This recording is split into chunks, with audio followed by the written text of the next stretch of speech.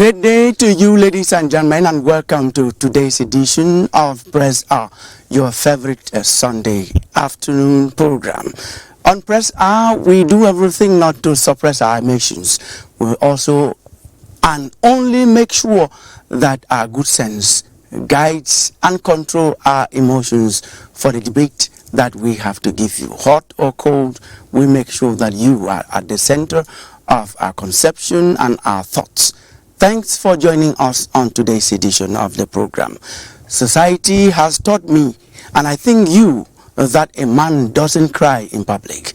The same society has taught and forced us, make it onto our mind by force, that a man should not give in to a woman, no matter what. Seriously?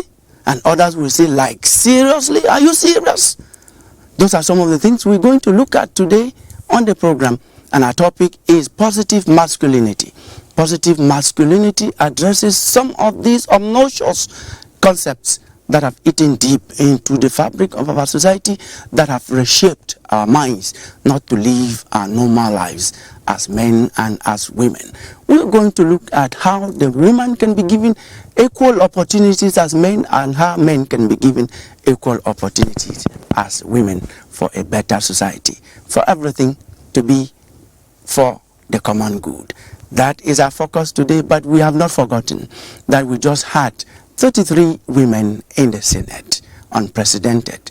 33% of women in the upper house of parliament, knowing that we already have 31, that's over 30% in the National Assembly. This is moving in the direction that many have been fighting over the years.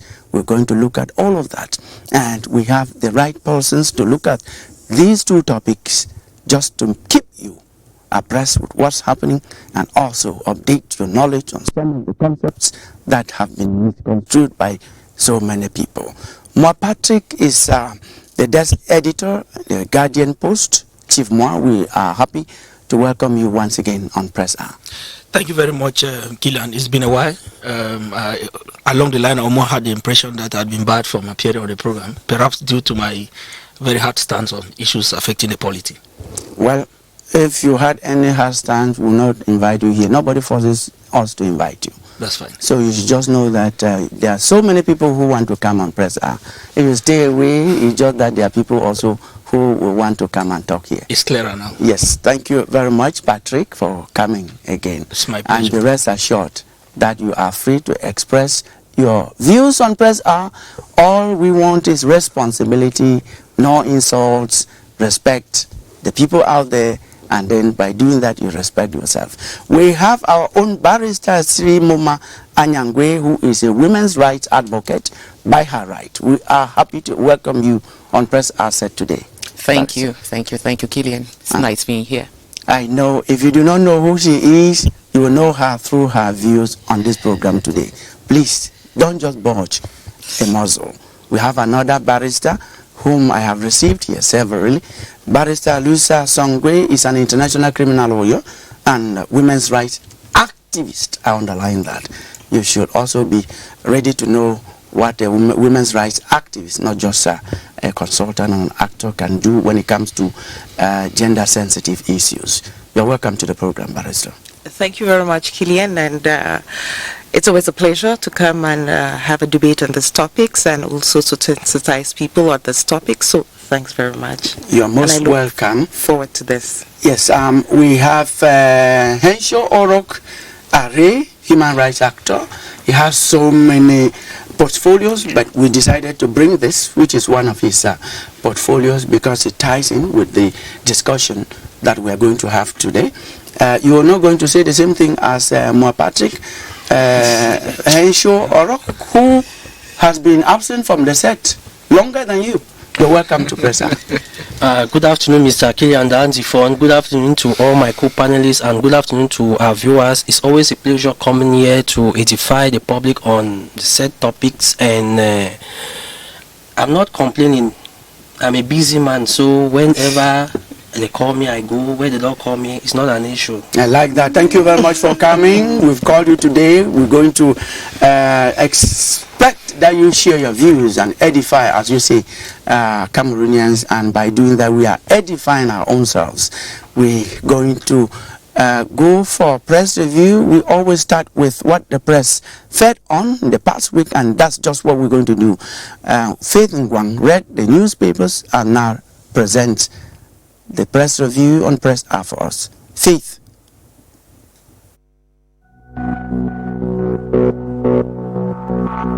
Hi televiewers, and welcome to today's press review. We open the papers with good news concerning the universal health coverage, as Cameroon Tribune tells us that finally we are there. This amidst reports that Cameroonians spend over 53% of their income on roadside drugs. The Guardian Post reveals. Le Quotidien L'Économie on its part says there's yet to be some clarity concerning the management of the special COVID-19 fund. This following the third report from the Supreme Court. Le Repère has, however, credited some positive points to the task force. Over at the Senate, we are told by Cameroon Tribune that the newly elected and appointed senators have begun work. Still with the National News Daily, we learn that the President of the Republic has appointed new divisional and senior divisional officers as the paper headlines new men. Let's now talk presidential reconstruction plan for the Northwest and Southwest regions. The Guardian Post captions, Steering Committee Chair Ebune Confiance outlines successes and challenges, insisting in another appearance on the new operational strategy. The Daily goes further to tag Ebune Confiance as personality of the week. This, as the Horizon says, Canadian mediation is now dead and buried following Yaoundé's cancellation of the visit of Canada's Deputy Foreign Minister, prompting separatists as well to say outright independence of Ambazonia is now inevitable. The Horizon newspaper also spotlights on complaints against Sonora and two other companies for corruption and money laundering, saying Akere Muna has gone offensive, while the Dawn reveals that plans are underway for a historic banana plantain festival in November. Father-to-son succession gaining grounds in Africa, the Guardian Post streamers as it ponders who's next. In the meantime, the Daily has also reported on how mute the government is as Nigerian headsmen raid border communities in the Northwest and Southwest regions. La Nouvelle Expression's running head reveals there are about 48 board chairs who are illegal. Le Quotidien L'Économie on its part reports that the routing of these board chairs is problematic. Gruesome killings at Ndah Eboko. 6 members of a family perish according to Le Jour. Mutation describes the Ndah Eboko scene as human slaughter. Controversy over baby theft in Lakentini Hospital in Douala. La Nouvelle Expression says it's another sea snake, while Mutation in its subtitle makes it feel there's still some questioning to the denouement of the issue. Babies have been at risk all through the week as La Nouvelle Expression underlines that a lady in Bafoussam threw her newborn in a pit. And now, before we take leave of you, we talk sports with the Guardian Post. Despite poor results and unconvincing play style, Feka Foods President Samuel Etofi says the head coach of the Indomitable Lions, Rigobert Song Bahanak, is going nowhere. Thanks for watching.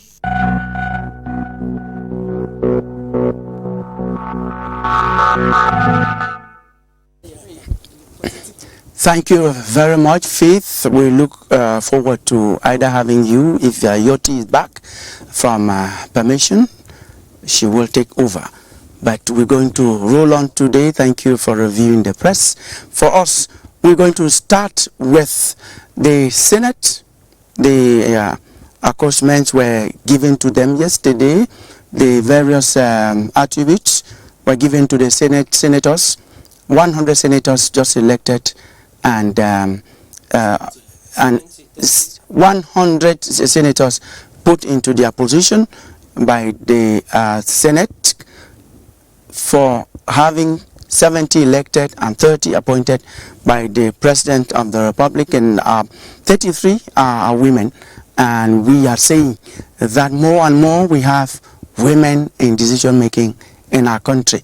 When I'm going to ask a man first, because we have known that men have dominated in decision making positions in our country, especially in politics, and not even only a Cameroonian affair. Patrick, when you see the figures coming up to this level, what's your reading? I think for one thing, I want to say that more and more women are taking the bold step to pick up leadership positions, because sometimes it's not just enough to have the campaigns, but are the women willing themselves to pick up these positions? If I take a flashback at the various national elections that we've had in this country, especially the presidential elections, we have had very few women postulating for the post of president of the republic, and it's a worrying situation. And I'm sure that there's no particular law or a particular legislation that bars women from postulating for this position. So where then is the problem? We're going to get to women. Yes. You stay with me. Yeah. Women say up to this point you cannot say they have not been there because the ground has not been leveled.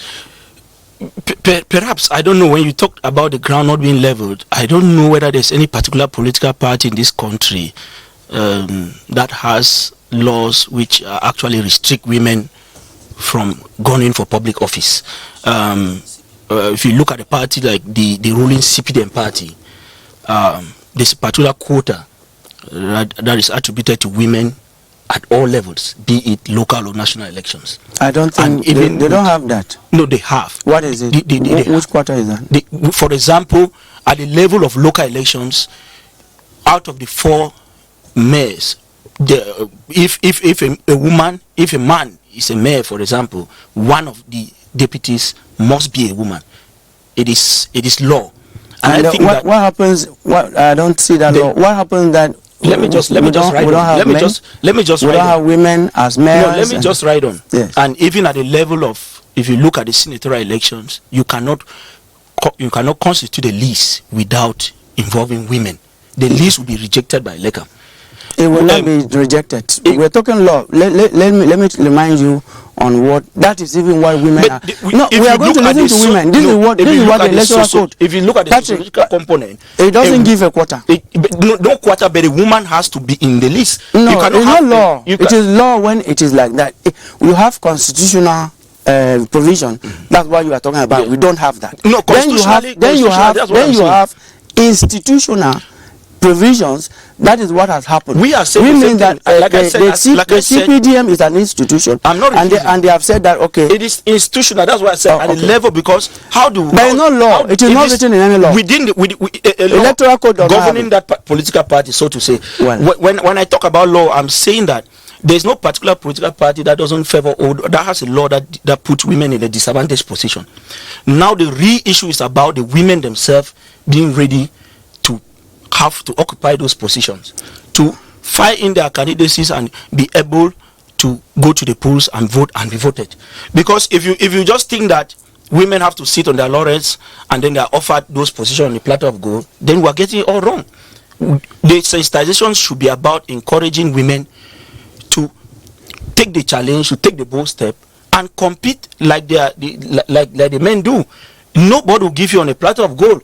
You will not imagine a society where what I like to know. Let me just digress a little. Men are feeling a little. This is not our main topic. We're only commenting. You cannot comment. Now, Barrister Siri she's just sitting next to you, watching you in a kind of disbelief.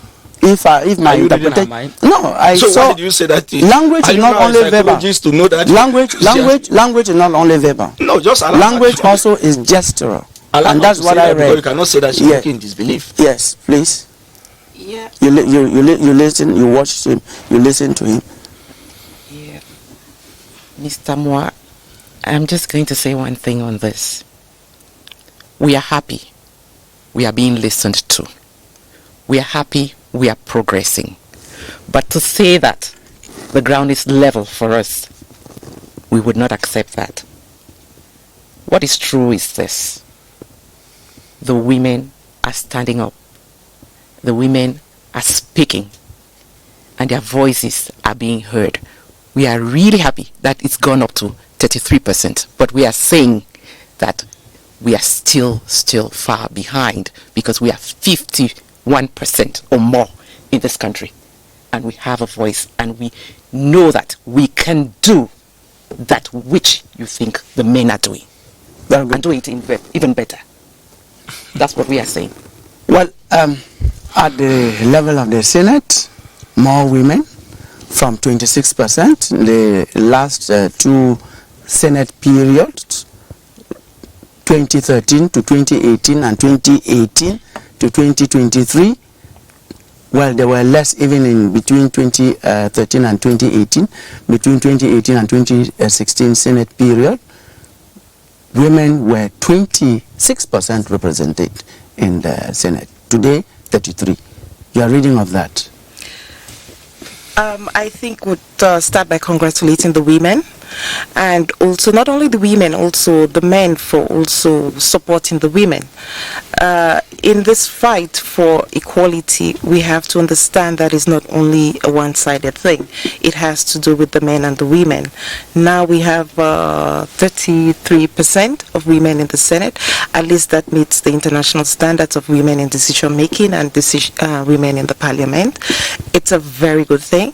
Now we also hope that these women are also given the platform to also express themselves in the Senate, and that's when we see a lot of positive things happening. Just the fact that it has already happened and we have gotten to that quarter, we know that, and we hope that next time we're going to have maybe even a 50-50, because that's what actually as women we are advocating for. And I could tell you that with that we're going to have real, not only better laws, but the implementation of these laws will be better than what we have right now. So I definitely do applaud that. Thank you very much. I think it's just setting an agenda, a period for getting to 50-50. That should not be an end to your... Almost definitely. Okay, because if equal opportunities are given, and women are more, why not? We would get more. Okay. We would have the presidency. Of course, you're right. Mr. Orok Ari, yes, we're talking about the representation of women in decision-making positions in the country, and the most recent is that we have 33% of women, 33 out of 100 women in Parliament, the upper house of Parliament in the Senate. I think it's a good thing, because for years since 1994, from the Beijing conference in China, women have been clamoring for equality and as well as equity. And we had, we have associations and organizations clamoring for the rights of women, that's gender parity.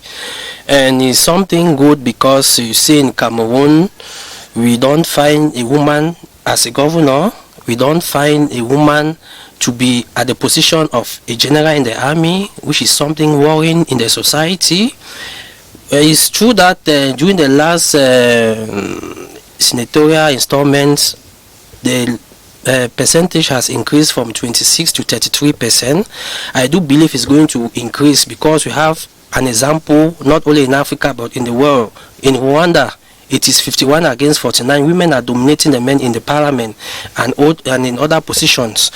Cameroon should not be an exception. But what is also there is that I'm calling on my fellow women, mothers and sisters, to be united, because the enemy of a woman is a woman. Thank you very much. They will tell you that they are going to fight such enemies. I'm not saying they are not. I'm not in their place to come back to you. Yesterday, that is the Saturday, when they received their attributes, some of them invited us. I attended 3 of the receptions, and on behalf of Press R, I would want to congratulate Chief Senator Ndifon Mokete, Ikoko Mokete. I attended the reception. He gave Press R the honor to invite the presenter. I also attended another one by Senator Mbelamokri Charles. I attended the one of Senator Enwe Francis. You can imagine. And you are loaded. You did not go for women. No, Mr. Kilian, you are loaded. Women invited me. I would have, of course. Now, that said, you see what we're talking about. We're going to delve into our main discussion for today, and it is positive masculinity, justice, inequality, or inequity. Are we getting women to give them equal opportunities to blossom? Not the parity Mr. Orok Ari was talking about, but equality in terms of equal opportunities. That's what we're going to settle on after this break.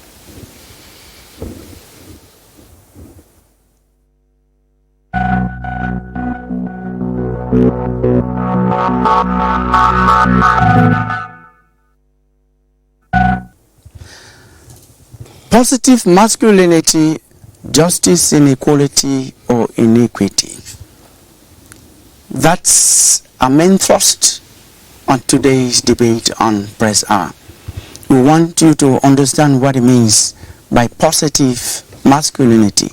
The concepts we're going to get to Barrister Siri Moma Anyangwe, who is a women's rights advocate by her right. What do you understand by this concept? Thank you, Kilian. I think you should be talking in relation to gender equality we have known for long. You should also be making reference to he for she. Many of you adopted me and are accepted to be a he for she. That's why when I come, I have read so much about women, and I stand to defend even if it comes to human rights. Thank you for standing with us. Yes, I am. Thank you very much. Publicly. Okay. Now, to say it simply, when we talk of positive masculinity, it's just another way of talking about the he for she movement. What are we saying? It's just another perspective that we bring in the men and the boys to join, we engage them in this fight, in this movement towards gender equality. That is simply what we are talking about. It is nothing strange. We are saying that they are not only right holders, they are not only privilege holders, they are not only perpetrators, but they should be potential contributors towards the fight, towards the walk to gender equality. We just want to bring the men on board. We just want to say, look, we cannot do this thing by ourselves. If we are talking about gender violence, most of the men perpetrate gender violence against women. Now, if we do not get them to understand that they have to come with us on this fight, we cannot do it alone. It cannot be against us, and we are trying to do it by ourselves. We have to get everyone involved, come on board, join us on this movement, and let us see how we can make things better, how we can move towards equality, how we can do equitable actions, equitable processes, so that we can finally get to gender equality and gender parity, how we can make things smooth so that opportunities are given to everybody. Now, you talk about opportunities. You should elaborate on this word opportunity in reference to equality, because we have misconstrued the word equality to mean parity. Equality actually goes beyond parity. What is that? Definitely. Equality doesn't, when we are talking about equality, the first thing we should talk about even is equity. Okay? We have different needs. We come from different levels. And if you come from different levels, you have to reach us based on specific needs. Okay, and now to reach us based on the specific needs, you have to give us the opportunities. When we are saying opportunities, make it smooth. Take away the barriers so that I can rise. Don't put an artificial barrier in front of me because of my sex. All right, give me the same opportunities. If it's about going to school, let me go to school. Take off the barrier. Don't say I cannot do it because I am a woman. Let me attempt it. Make it open. It should not be you to say I shouldn't do it. Let my abilities speak for me. Give me the opportunity and let me rise. Don't stop me. Yes, Barrister Lusa, in the first topic, which is related to this, you were talking about equality in terms of parity and Barrister Sri Anyangwe is saying, no, why not? It's about opportunities, equal opportunities. Equality here is in terms of opportunities. Now, are you buying the fact that at one point your fight for equality, which is equal opportunities, could give even women more possibilities to be 60, 70, 80, 90% if they deserve that? I didn't catch the question. That equality is not parity. Yeah. Equality is equal opportunities. Yeah, You mean that right. if women deserve to have 60%, they should not be clapping for 30%, 26%, 33%. So your goal is not to have a parity 50-50. It's to go beyond if you can. Is that where your fight is going? Our goal is to be taken for who we are and to be appreciated in that aspect. In the sense that if a girl is intelligent and she can make it, give her the opportunity to get to the top. What do I mean give her the opportunity to get to the top? Let her have equal rights in terms of when she goes to school. If she has to come back and the brother is reading, let her read. She doesn't have to enter the kitchen to be the one to wash the plates, to be the one to put the food while the boy is playing football and doing his homework. Let her have the same, give them the same platform. 1, 2.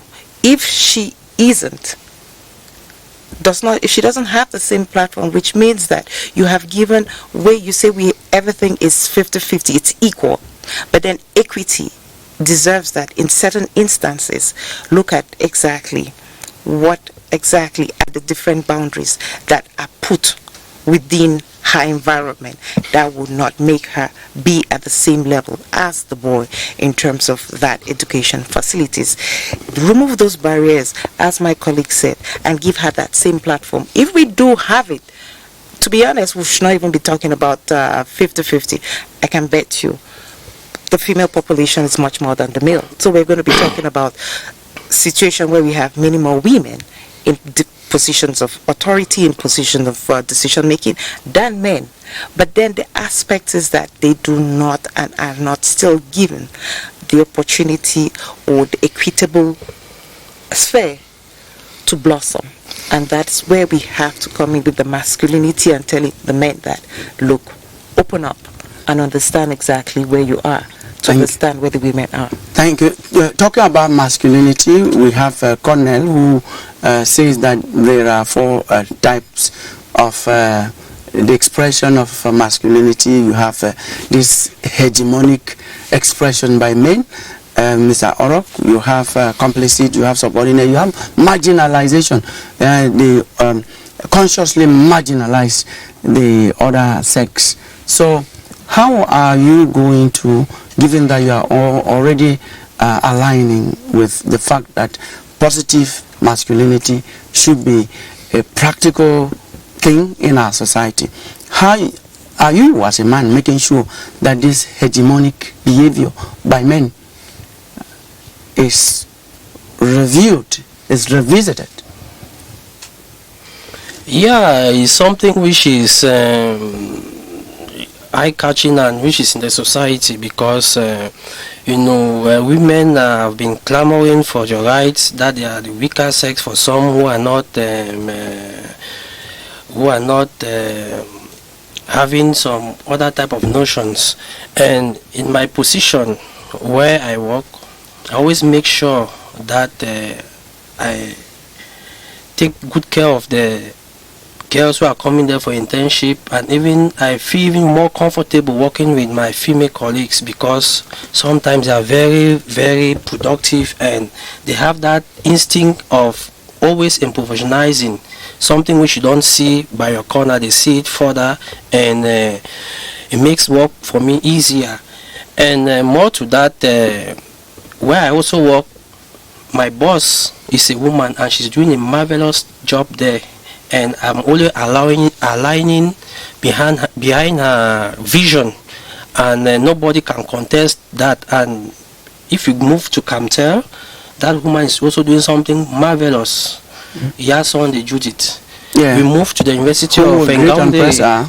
We would like to encourage we like to align with women who are performing so well.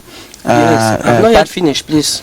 Don't talk more about women. We're asking you to show us those hegemonic expressions. Yeah, how do you, because that's one of the barriers. Yes. How do you practically make that not a barrier to women to blossom, to express themselves, and to have equal opportunities? We give women equal opportunities. Like, for example, I was quoting examples that when those women come for internship, I make sure that they have all the equal advantages and opportunities like the male folk.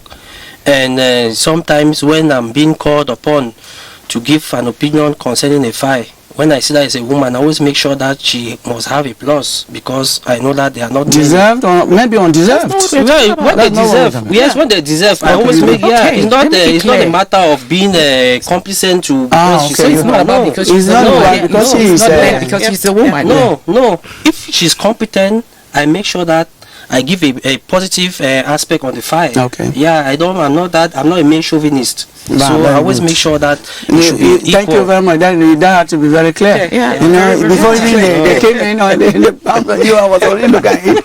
Yes, Mo Patrick, we're going to look at some of these barriers. How are you as a man breaking the barriers to push up the barriers? No. You may need to remind me of some of those barriers. Okay, let me allow women to open up and give the barriers. We know, I fondly call you chief. When I look at your cap, I know that you are so attached to traditional practices. And you know, in terms of our traditions, we have so many obnoxious kinds of traditions. You just said about succession. You don't give the opportunity for a female child to succeed you. If you don't do, others do. That's the barrier. There are so many others. Yes, I think that those things are more specific to particular communities. We know of communities where women are traditional rulers, like in the center and south regions. We have had women who are in power. And even at the level of... I would like that you go for the general, that those are exceptions. Yes, but why do you ignore the exceptions? If it has started somewhere, it can continue elsewhere. I'm just trying to say that you were sounding more as though women have been relegated to the background when it comes to succession entirely. It is not true. Like I said, it's actually specific to communities. For example, I always use myself as an example to say that if I were to quit the face of the earth today, I have just 3 girls. Are you saying that someone who come from elsewhere to inherit whatever I've achieved this far? A woman will achieve and she will inherit all of that without any obstacle. Those things, you know, there are certain practices that are being revisited in most communities. Let me just stay on that example, which you are taking as a practical example. Yeah. Are you going to give, if it happened to your girls, I also have girls, because there's no boy, or you would have given... It is a matter of choice. No, you have not heard my question. I know what you're driving at. You would have given to a boy... In the instance where there was a man. Yes, no, it's different. We are saying the same thing. That's why I'm saying that it's a matter of choice. In some years ago, quite a good number of decades, it was impossible for women to even own land. But I think that much it has progressed. There has been some level of progress in that aspect. Women can own land if they undergo the due process. They can own land, which means if they can own their own properties. What is even this whole talk about succession? What is even there? We are looking at a society where once you're empowered, you will not even you will not pay so much attention to issues of succession and all of that. It doesn't add anything if you play down on succession, let me remind you. I'm not playing down per se, but I'm saying that the focus should rather be women being empowered to be able to make it. That's part of power. Yeah. Because if it doesn't start there, it doesn't go far. In succession, you have autonomy. Financial, economic, social, cultural, you have autonomy. How do you downplay that? No, I was not downplaying. I was saying that it should not be only at the level of succession. I think that what women need is to be able to live up to the billing with just like their male folk, without necessarily thinking that somebody has to quit for me to succeed or to prove that I'm not powerful, I'm in charge, I'm controlling a family, or I'm controlling a community. I think that it should be more about empowerment to enable the women to walk up to the expectations and be able to compete. Thank you. Without any bias. Thank you, Patrick. I will allow you to comment on that succession stuff. Then come up with more barriers that you have on your way to equal opportunities. Okay, thank you, Patrick. I don't really think that you can take the exception to be the rule. If you're talking about one or two instances, whereas we know that on a general note, it doesn't happen, we cannot be focusing to take that as a measure of success for the women. We know that generally women do not succeed. Generally.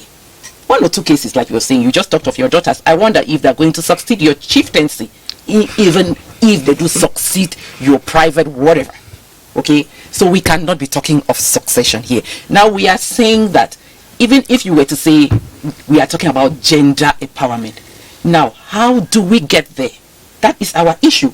If we do not change the mindsets and know that we have to bring up boys, to bring up men who understand and know the value of women, men who understand and love themselves for who they are as human beings, men who know that they can empathize with people, that it is free to cry, it is just okay to be you in public and respect the other Free person to cry. for oh yes, because that is who you are by nature, and respect the other person for who they are, and move together with them so that they can arrive at their desired destination. Then we are not doing anything.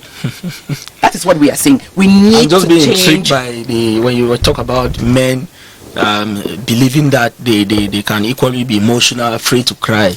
Oh, I think yes, that that is what it, those are now you personal are choices. It's not about personal choices. For it's example, about what for example, I cannot embarrass myself by now you're calling it an embarrassment. Now you're calling it an embarrassment because the society has made you think that you shouldn't cry in public. And that is what we are saying. That we should move away from some of these patriarchal norms. We should move away from some of these misogynistic practices and just be us. You don't expect a chief to cry in public. That is what somebody has said. Does the chief not feel? Is the chief not human? That is what we are saying. But we cry you internally. are human. So why do you cry internally?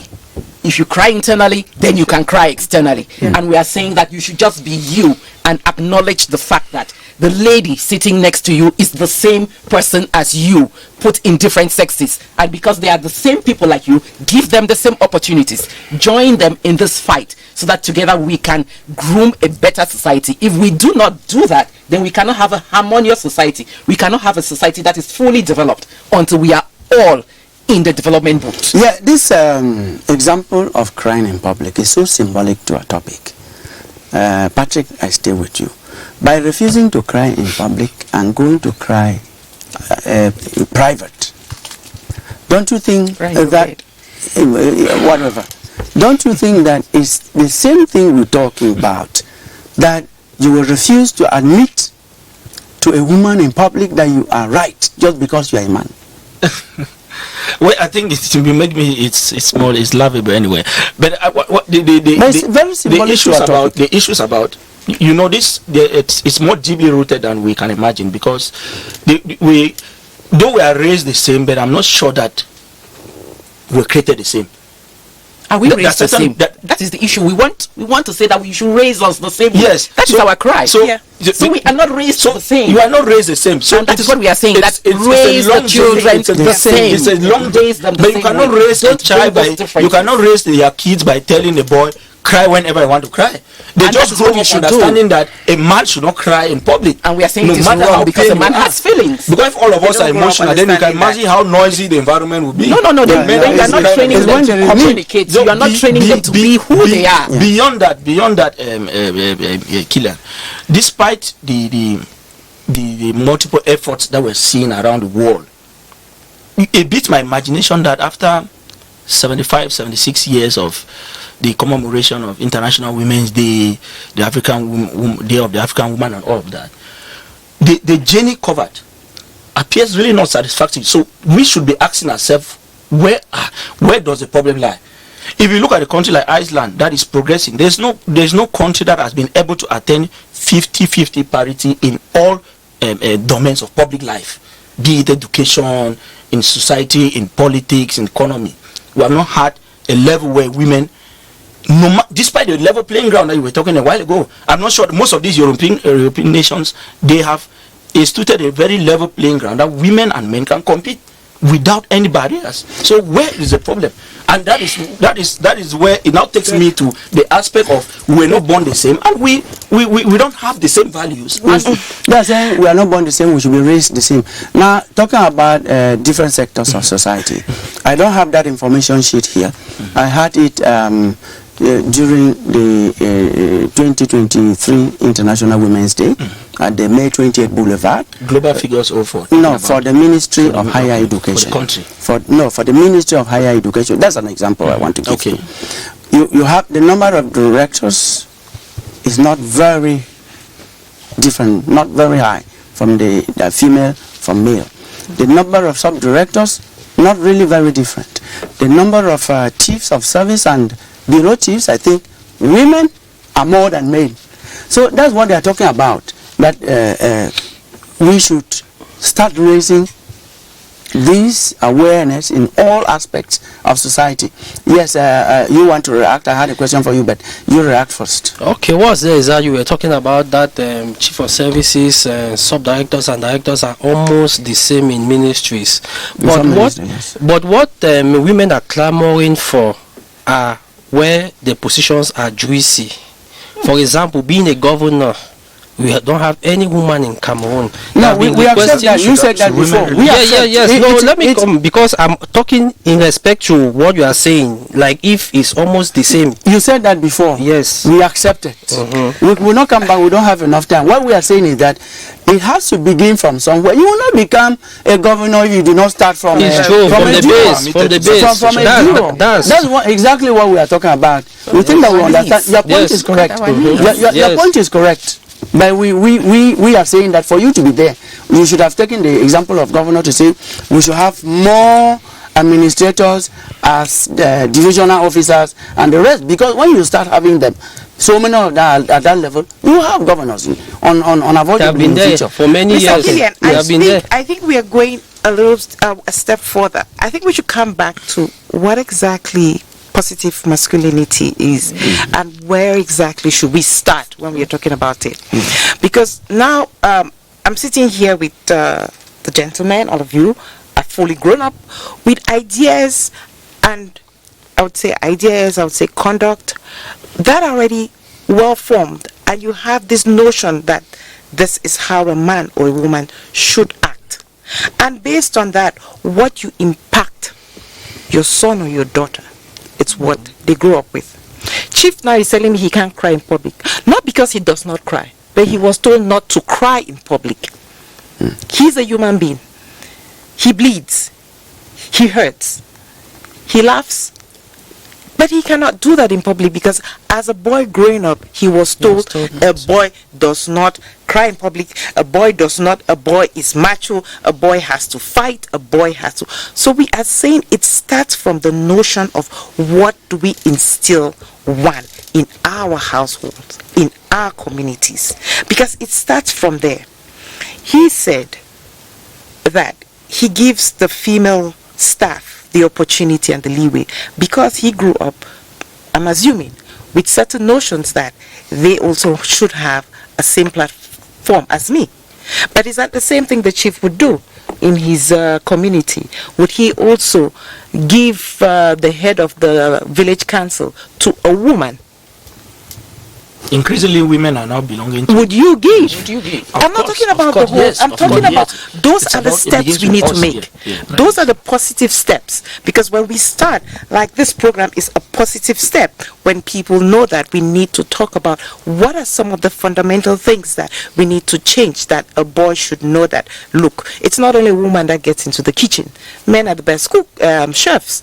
It's not only a man that must first drive the car and the girl stays in the house. No, all this, if the children grow up with that notion, we are talking 20-30 years ago, we were not even able to talk about some of this.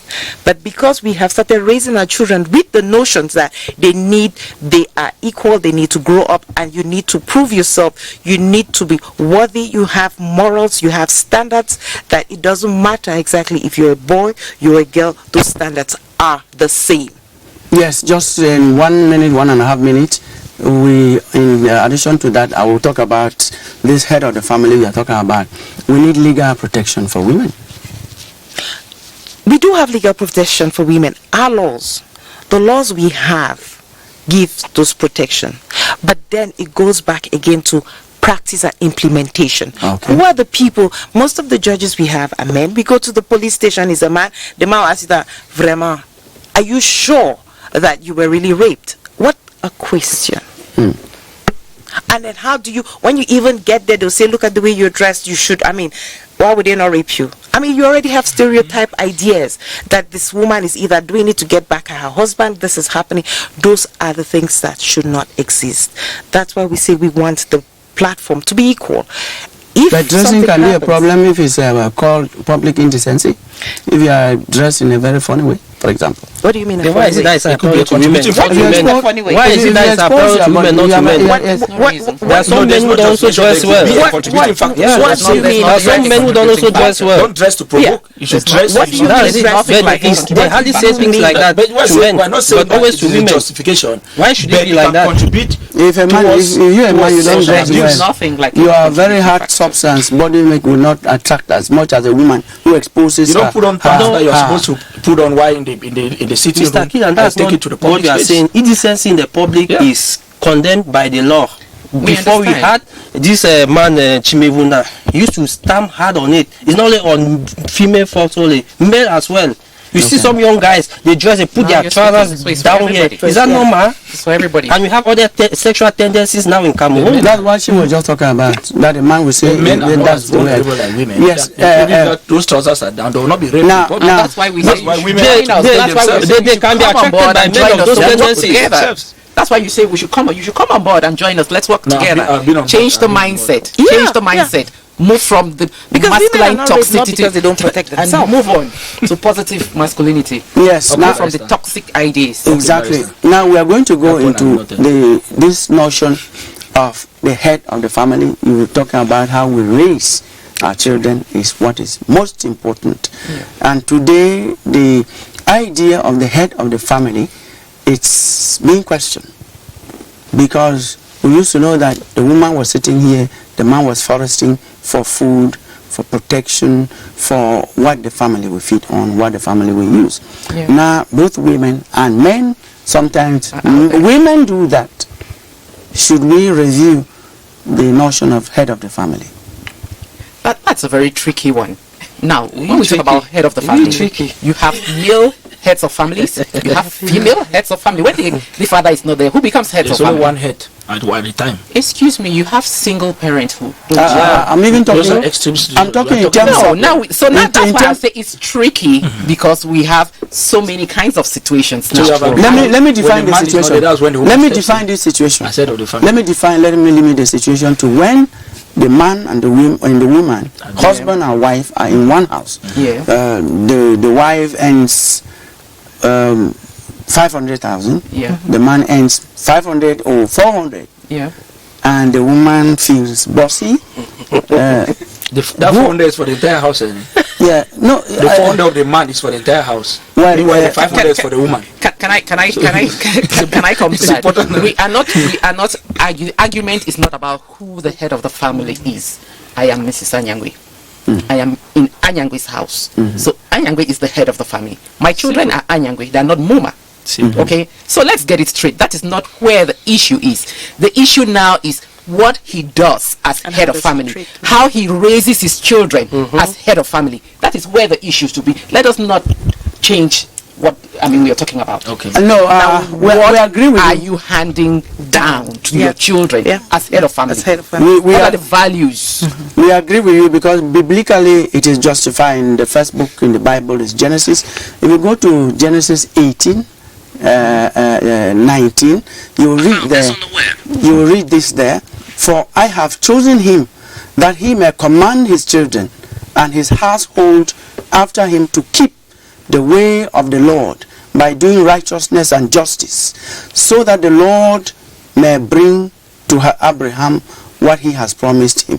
Even the Bible confirms that. And should bring justice. Yes, righteousness. And righteousness. Yes, justice. So like we agree with that. But the point in this is in terms of managing the family. Yeah. Is this positive masculinity, this he for she gender, also encroaches into this, that the woman who is the one, the breadwinner, and some of them feel as such and behave even as such, be the head of the family justifiably. We have already said that she man is long- the we long head said of the family. It's not about who brings in what. He is the head of the family. He has rules. How does he carry out those rules? How does he impact his family? The way he impacts his family determines how this woman you are talking about, because I see where you are coming from. The way he impacts his family determines how this woman reacts. We are all good women, but the way the husband treats us determines how we react. So if you have treated this woman in some manner and she is reacting, now you pick on her reactions without looking at what pushed her to that action, then you are not being fair and just. I want to say something on that aspect. You know, it's a tricky question which we're asking, because we have a situation where the woman is earning much money and the man maybe is jobless. They cannot be that parity. No one day. You know, money speaks. It not only amongst man and woman in the family. The person who has more money is being respected. He declares everything. They wait for him to give the program for the death ceremony and the rest. It's the same thing. And more to that, you have some women whom they are naturally leaders. Thus, you cannot dominate them. They are like that. Even if the man does what to the children, impact in the family, the woman will want to always override the man in public, even at home. That's a sure case. We have seen many men crying that the women are maltreating them, but not crying. Very few men they are crying. Some men do cry in public, that they are sometimes being beaten by their husbands. I think we'd have to ask exactly what's the character of these men, because you are talking now, what you're trying to say is that because the woman earns much more than the man, it's already a problem, and that would already be. What's the psychology? What exactly is the man's mind frame? If the man thinks that because I'm a man, I'm supposed to earn 100 and she's supposed to earn 25, and the moment she earns 250, I'm already insecure, then now we go back to positive masculinity. Exactly. Whereas the man has to understand that because my wife earns more than me, it does not change the fact that the respect I give her and she gives me is what is important, and how we bring up our children. Because we have moved into a world that, to be honest, the men, basically, you would always have a time that somebody's earning more than another. One, somebody may be more intelligent than another, somebody may be more productive. Yeah, it's true, but when it's the contrary, when the woman earns more than the man, it becomes a problem. Exactly. At most times, it becomes a problem because the woman you want to... You make it a problem because you feel insecure. No, not really insecure. It's always either the woman does it consciously or unconsciously. By making, sometimes they even make the children to know that I'm the one who is paying a school fee. I'm the one who is providing food. When the husband pays the school fees, you don't hear your children. Because no, sir, it's his responsibility. But when the woman does it, for her it's an extraordinary thing. Which is not normal, because those children are your children. Kilian. We're going to things that do not make sense, especially because it is done by a woman. A man would get up in the morning and say, look, I pay the bills, I pay the children's school fees, what do you do in my house apart from complaining? A normal man should not be saying such things, because there is responsibilities. A normal man should not say such a thing, because there is responsibility. Yes, I'm going to let Patrick speak. But why I raised this question, this issue, I expected the explanation Barrister Lusa gave, that you as a man, if the woman is having 100, to use that example, and you have 25, that is the situation you should accept. And see how you can build on that to have a happy home That is Mr. positive. Kilian, you accept that condition, but you've been held with that woman. She not allow you to sleep even in the bed. Who? She not allow you to sleep in so bed. what? She prepares any type of food and gives you to eat because you don't provide anything she's for not the going to eat family. the Or your food as money is well? lesser than a woman's own. Well, Those are realities. Examples. No. Those are exceptions. Yeah, No, exceptions. No, Those are not the exceptions. Just like you exceptions. say, we don't take have exceptions for rules. That's why you see Those are women who are exceptions. financially empowered are hardly married. Or they're always having problems. Those again are stereotypes. And that is the insecurity. They are not married because you don't move towards them because you feel insecure. Those are the stereotypes. You don't move towards them because you feel insecure. It's not like you went to them and Patrick has to speak, but since Mr. Orok Are is very passionate about this, let me ask you this question. It's a simple question that a woman feels insecure. Where a woman can do anything to a man because she has more than a man. Let me ask you this question. You answer sincerely. The women will either see whether they disagree or agree with me. Do you know that a woman, I'm not a woman, but we study the society, doesn't feel fulfilled when she doesn't have a man? And that some women prefer even people without having any intention to maltreat them, who are humble. Humility is a part of what you are saying. Do you know what? When a woman is between 18 years to 35, going to 40 years, when she crosses, let's say 45 years, that's when she becomes reasoning like what you are saying, that woman feels insecure. Are you talking about statistics? Or you're talking about personal opinion? Allow me to air my mind. But that happens. Allow me to air my mind. I'm speaking of realities. No, I'm not doing those theoretical type of things. When I go for a debate, I give things the way they are. I don't go into those reading of things. What is there is that when a woman between 18-45, she's beautiful, she has a job, I don't need a man. But when she crosses 45, any man who comes, she wants to even get married to the man, and sometimes even the name she's carrying, let's say Ojong, she will tell people that call me Madame Ojong and Madame Ojong, whereas that's name. She wants to feel like if she's a madam. Is it not She the right? missed the point. No. She's madam. She's Married or madam. not, you're She's married to who? madam. No, married or not, you're Yeah, you're madam. madam. Okay, it's good. Married or not, you are madam. We have 2 minutes to go. Yeah, We cannot fail to give you. you eventually, I don't know. You have 1 minute out of the 2 minutes, please. We are on press app, you eventually give Go all the ahead. time to the Go ahead. You are arguing instead of making We your are point. friends. So Your point, please. no, He's discriminating against us. the point I'm trying to make, I was just trying to remind Kilian that this actually press it's a program created for men of the press to come and talk, but we eventually gave all the time to their lawyer friends. I don't know whether they're seeking some legal difference. That said and done, I think there is actually, like I said at the beginning, most of these issues are deeply rooted and are systemic. That if we must fight them, we must fight them from the root.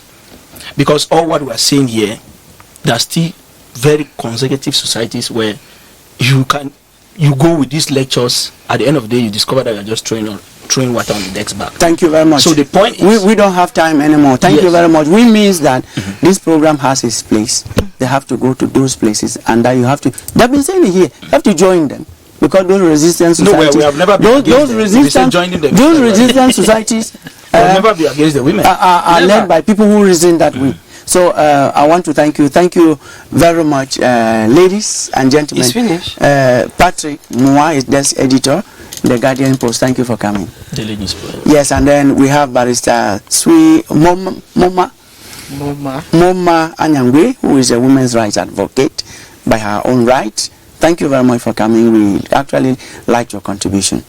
The pleasure is mine. Yes, we have Barrister Lusa Songwe, who is an international criminal lawyer and women's rights activist. Thank you very much for your ideas, ma'am. Thank you very much. Yes, Mr. Henshaw Orok Are, thank you very much for your contributions on Press Out today. My pleasure. Yes, why I thank you. I also want to thank everyone who sat out there or who was moving and watching us on Press Out today. If you missed out on anything, please, we have a full broadcast on Monday at 2:30 p.m. Thank you very much. Have a good time ahead.